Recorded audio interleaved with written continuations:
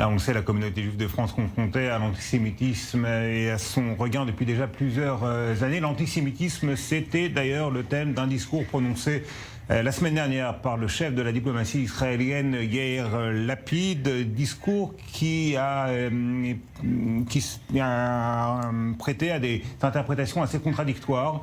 Binyamin Netanyahou s'en est pris à Yair Lapid en lui reprochant de minimiser l'antisémitisme, puisque dans son discours, Yair Lapid considérait que pouvaient être qualifiés d'antisémites également d'autres exemples de haine raciste à travers le monde, à travers l'histoire.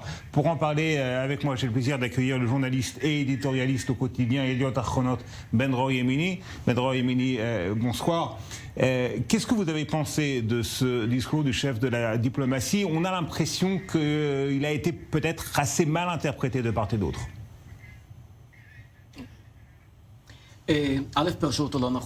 D'abord, il a été mal interprété.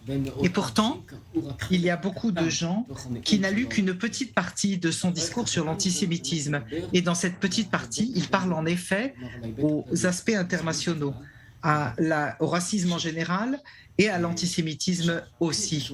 Maintenant, il n'y a aucun problème avec cela. Pourquoi? Parce qu'en fait, tout ce qui concerne la haine d'Israël et l'antisémitisme et l'antisionisme, et c'est un seul et même paquet, tout cela, en fait, s'est renforcé ces dernières années à cause de l'intersectionnalité aux États-Unis. Tout est lié l'un à l'autre. Et d'une manière ou d'une autre, tout est lié. Et toujours, cela finit contre Israël. Et ce qu'il a fait, en fait, il a pris l'intersectionnalité et l'a transformée en la direction de servir au côté juif israélien sioniste. C'est-à-dire en disant, vous ne pouvez pas être intersectionnalité et en même temps antisémite et en même temps raciste.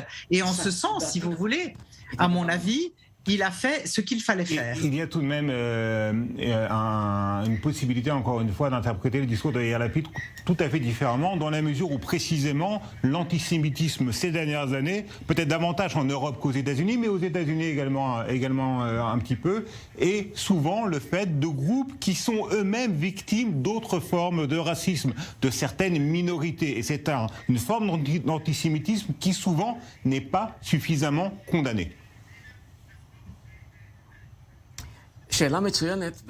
Excellente question. Et la réponse se trouve dans votre question.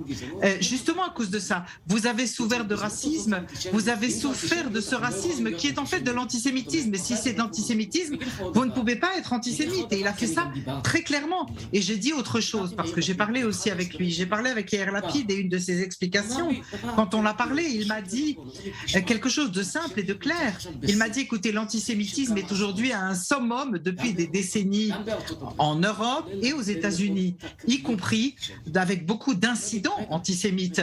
Et il m'a dit, un instant, tout ce qu'on a fait jusqu'à présent, ça a fonctionné? Non. Alors, il faut essayer maintenant de faire pas quelque chose de différent, mais d'y ajouter autre chose. Peut-être qu'il le faut. Et en fait, puisqu'aujourd'hui, tout ce qui concerne le racisme éveille énormément de sensibilité dans le monde, aux États-Unis et en Europe, utilisons cela pour combattre l'antisémitisme. Ben Roy Emini, on va parler d'un autre Lapid. Il n'y a aucun lien de parenté entre Yair Lapid et Nadav Lapid, qui est un cinéaste israélien très apprécié à l'étranger, si apprécié qu'il a obtenu un prix important au Festival de Cannes avec son dernier film, Le Genou d'Aed. Vous vous êtes exprimé sur ce film qui a bénéficié du soutien et de subventions officielles en Israël. Et vous reprochez, encore une fois, à l'État d'Israël, en fait, d'avoir financé un film qui s'en prend d'une manière aussi virulente à Israël. Je suis pour la démocratie, la liberté d'expression, la liberté de la création. Je ne veux aucune limite à aucun créateur, qu'il soit cinéaste ou écrivain. Ça n'est pas ça le point. Le problème, c'est que je ne connais pas d'autres pays au monde, et si je me trompe, corrigez-moi, qui financent des films qui saluent et soutiennent ceux qui sont pour le terrorisme contre cet État.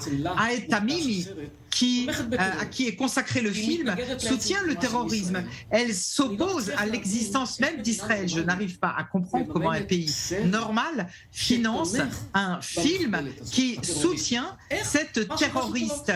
Comment est-ce que c'est possible? Ça me semble incompréhensible, illogique. Aucun pays au monde ne fait de choses pareilles. Vous voulez un financement? Aucun problème.